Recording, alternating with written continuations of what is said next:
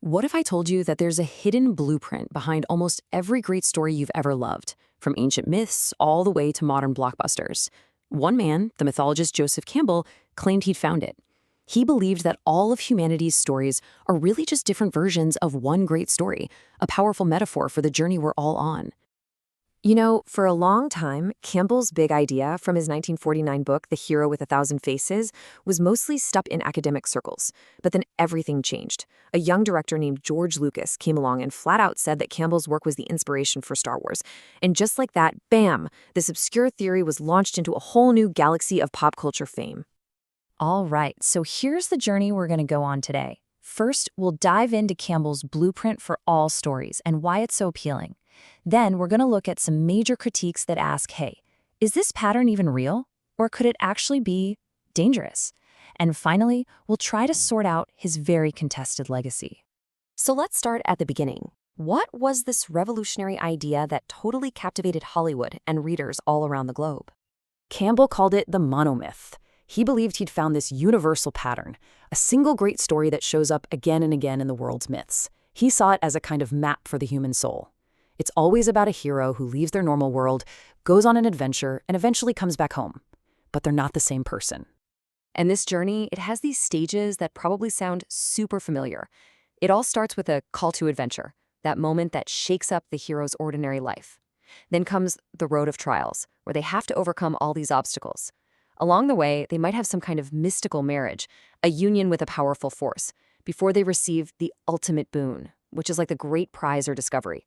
And finally, they make the return home, completely transformed. Okay, but here's where it gets really interesting. For Campbell, this was never just some formula for writers. He was arguing that this is a blueprint for our own lives, for our own psychological growth. So what's the real point of the whole adventure? Well, at its heart, it's about a massive shift inside the hero.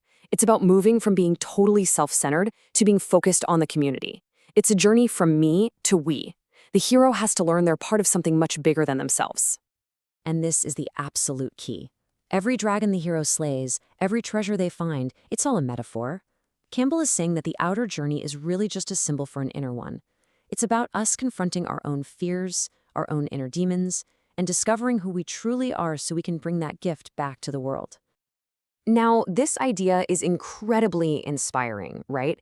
A secret map to life hidden in our stories. But it's not that simple. This idea has been seriously challenged, and now we have to turn to the critiques, which ask some really tough questions. Okay, first up, let's look at the scholarly argument.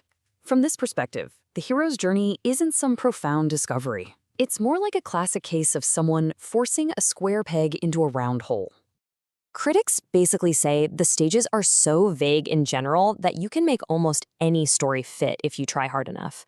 But in doing that, you erase all the unique, culturally specific details that make these stories so rich and meaningful. Plus, a huge point is that the model pretty much defaults to a male hero, which ignores a whole universe of other narratives. So to see what they mean, let's take a look at a massive cornerstone of Western literature, Homer's Iliad. Critics point to its hero Achilles and say, go on, try to make this guy fit your nice, neat pattern. And yeah, the problem becomes pretty clear. The story gets going because Achilles refuses the call to adventure. His so-called road of trials is basically just him sulking in his tent. And that big, triumphant freedom to live at the end? Nope. The story closes with the absolute certainty that he's about to die. So for a story like this, critics argue the monomyth just isn't the right tool. Now, let's shift gears to a totally different critique. This one argues that Campbell's whole philosophy isn't just a little bit inaccurate, it's actually spiritually harmful. So the argument here is that by treating all religions as just different versions of the same myth, Campbell kind of strips them of their divine truth. He turns spirituality into a self-help exercise. It becomes all about you, the individual, instead of being about God or a higher power. And this chart lays out that conflict perfectly. Campbell's idea is all about self-reliance. Be your own hero. Save yourself. Purge your own sins. But from a Christian theological viewpoint, that's the exact opposite of the message. The core idea there is humility, that you can't save yourself, and you have to place your trust in a savior. So, after seeing this powerful idea and the powerful critiques against it, where does that leave us with Joseph Campbell? What are we supposed to make of all this?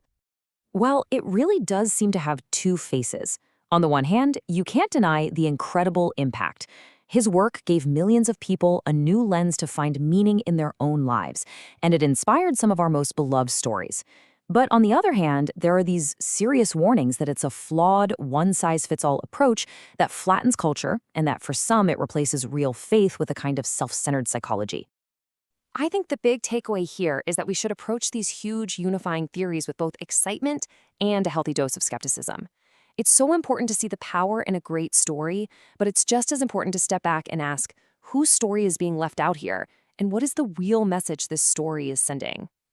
And ultimately, Campbell's entire life's work leaves us with this one giant question.